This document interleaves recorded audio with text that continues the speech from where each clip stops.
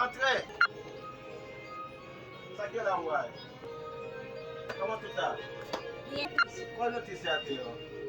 Dice que Haití está acabando. ¿Está acabando? ¿Cómo? ¿Cuál es el ciclón? ¿Qué? Dime, habla. Los gringos acabando a la mujer allá.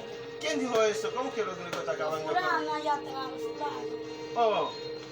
Ah, mon cher, la vie de ma tout le monde à Haïti, mais. Hein?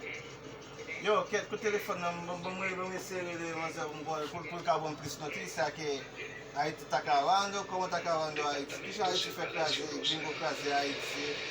Après le moment, après le matin, tout le monde qui j'en bas et Haïti, mon cher.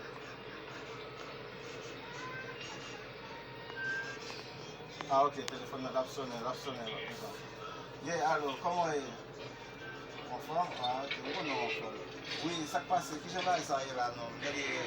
Ah, oui. Oui, je connais que tu as gagné 8 jours en bas. Ça gagne. Eh, depuis le descend dans le journal bel job, qui job lié là même? Hein? Travaille avec Jasper là? Qu'est?